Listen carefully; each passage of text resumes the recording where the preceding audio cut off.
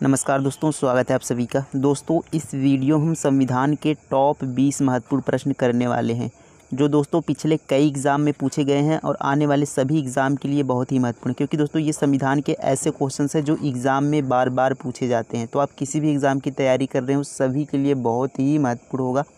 तो चलिए पहले क्वेश्चन से स्टार्ट करेंगे। लास्ट में आपको कमेंट कर ज़रूर बताना है कि आपने 20 में से कितने क्वेश्चन सही किए।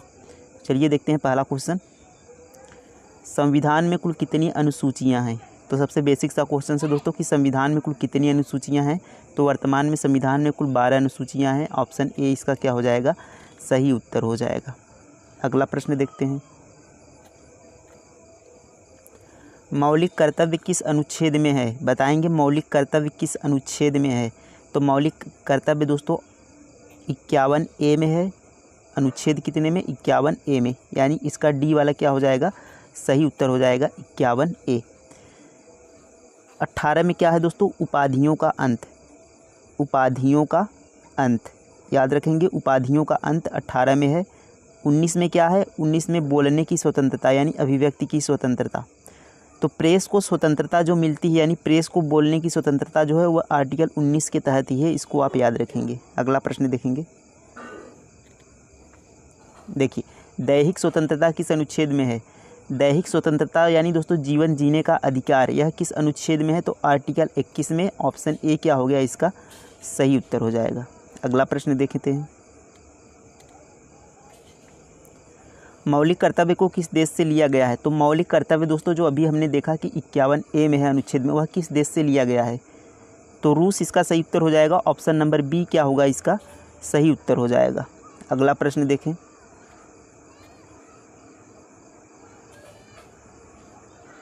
देखिए संविधान के कौन से अनुच्छेद में वित्तीय आपातकाल हेतु प्रावधान है, यानी कौन से अनुच्छेद द्वारा दोस्तों वित्तीय आपातकाल घोषित किया जाता है।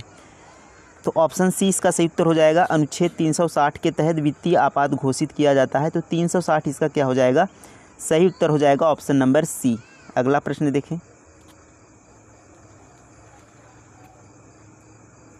भारत का महान्यायवादी किस अनुच्छेद में। बहुत ज़्यादा क्वेश्चंस पूछा जाता है दोस्तों कि भारत का महान्यायवादी किस अनुच्छेद में है। तो अनुच्छेद 76 में है।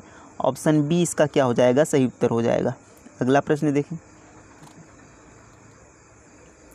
संविधान सभा ने भारत के संविधान को कब स्वीकृत किया था। तो संविधान सभा द्वारा भारतीय संविधान को कब स्वीकार किया गया। तो 26 नवंबर 1949, यानी ऑप्शन बी क्या हो जाएगा, इसका सही उत्तर हो जाएगा। 26 नवंबर 1949 को भारतीय संविधान सभा द्वारा संविधान को स्वीकृत किया गया। लोकसभा के लिए प्रथम आम चुनाव कब हुआ था। तो बताएंगे लोकसभा के लिए जो प्रथम आम चुनाव हुआ था वह कब हुआ था। तो 1951 में स्टार्ट हुआ था, लेकिन 1952 में यहाँ पर पूर्ण हुआ था। तो 1952 यहाँ पर आंसर होगा। बी वाला क्या होगा, इसका सही उत्तर हो जाएगा। अगला प्रश्न देखें,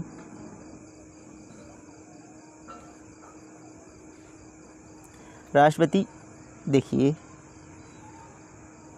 राष्ट्रपति द्वारा राज्यसभा में कितने सदस्य मनोनीत किए जाते हैं, यानी कितने व्यक्ति मनोनीत किए जाते हैं दोस्तों राष्ट्रपति द्वारा राज्यसभा में। तो टोटल 12 व्यक्ति यहाँ पर मनोनीत किए जाते हैं। तो ऑप्शन सी इसका सही उत्तर हो जाएगा।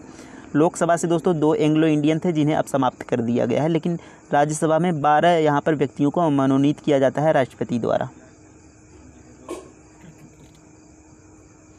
देखिए नेक्स्ट क्वेश्चन, कानूनी तौर पर युद्ध की घोषणा करने तथा शांति स्थापित करने का अधिकार किसे प्राप्त है। तो युद्ध की घोषणा तथा शांति स्थापित करने का अधिकार किसके पास प्राप्त है। तो राष्ट्रपति इसका सही उत्तर हो जाएगा। यह शक्ति राष्ट्रपति के पास है। तो ऑप्शन डी इसका क्या हो जाएगा, सही उत्तर हो जाएगा। देखेंगे राष्ट्रपति संविधान के किस अनुच्छेद के अंतर्गत भारत के मुख्य न्यायाधीश के समक्ष शपथ ग्रहण करता है। यानी सिंपल सा क्वेश्चन है कि राष्ट्रपति, देखिए कभी कभी हमसे पूछ लिया जाता है कि राष्ट्रपति किसके समक्ष शपथ ग्रहण करता है। तो भारत के मुख्य न्यायाधीश के समक्ष यह शपथ ग्रहण करते हैं राष्ट्रपति। किस अनुच्छेद में है। तो अनुच्छेद 60 में है। ऑप्शन बी इसका क्या हो जाएगा, सही उत्तर होगा। नेक्स्ट क्वेश्चन देखें, भाषाई आधार पर गठित भारत का प्रथम राज्य कौन सा है। तो भाषा के आधार पर गठित होने वाला भारत का पहला राज्य कौन सा। तो आंध्र प्रदेश इसका सही उत्तर हो जाएगा, बी वाला। भाषा के आधार पर गठित होने वाला पहला राज्य था आंध्र प्रदेश। देखिए भारतीय संविधान में 22 भाषाओं का उल्लेख किस अनुसूची में है। तो किस अनुसूची में दोस्तों भारतीय संविधान के 22 भाषाओं का उल्लेख है। तो कौन सी अनुसूची है? 8वीं अनुसूची में, यानी डी वाला क्या हो जाएगा इसका राइट आंसर हो जाएगा। 8वीं अनुसूची में 22 भाषाओं का उल्लेख है। देखिए, राज्य पुनर्गठन आयोग की नियुक्ति किस वर्ष की गई थी? तो राज्य पुनर्गठन आयोग की नियुक्ति किस वर्ष की गई थी? तो ऑप्शन सी इसका सही उत्तर हो जाएगा। 1953 में राज्य पुनर्गठन आयोग की नियुक्ति की गई थी। अगला प्रश्न देखें,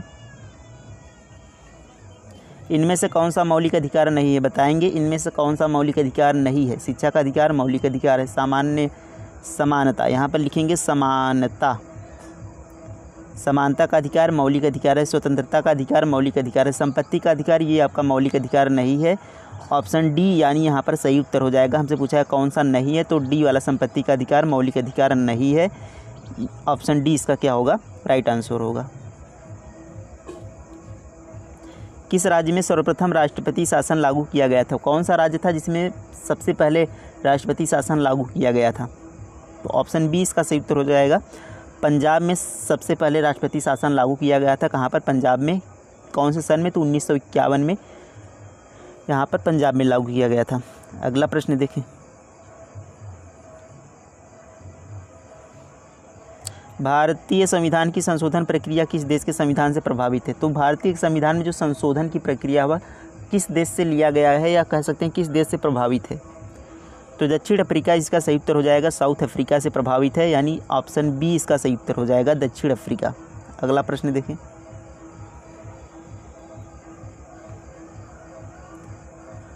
पहली बार किसी भी राज्य में राष्ट्रपति शासन कब लागू किया गया था? तो देखिए वही क्वेश्चन है जो हमने पीछे किया कि किस राज्य में किया गया था, तो पंजाब में। लेकिन हमसे यहाँ पर सन पूछ लिया गया है, कौन से सन में किया गया था? 1951। यहाँ पर देखिए ऑप्शंस नहीं है, यहाँ पर 52 को 51 कर लेंगे। तो 1951 में दोस्तों यहाँ पर राष्ट्रपति शासन लागू किया गया था पंजाब में पहली बार। अगला प्रश्न देखें,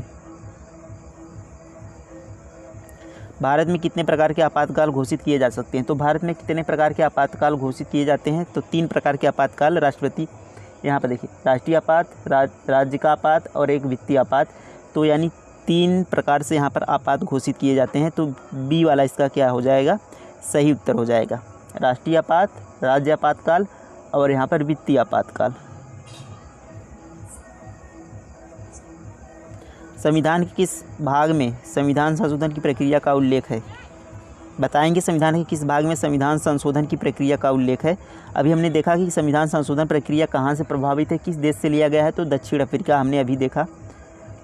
तो किस भाग में है यह प्रक्रिया संशोधन की? बताएंगे भाग 20 में, यानी सी वाला क्या होगा इसका सही उत्तर हो जाएगा। तो टोटल हमारे दोस्तों 20 क्वेश्चंस कंप्लीट होते गए हैं। तो इसमें कितने क्वेश्चंस आपने सही किए कमेंट में ज़रूर बताइएगा। मिलते हैं अगले वीडियो में। थैंक यू, धन्यवाद, जय हिंद।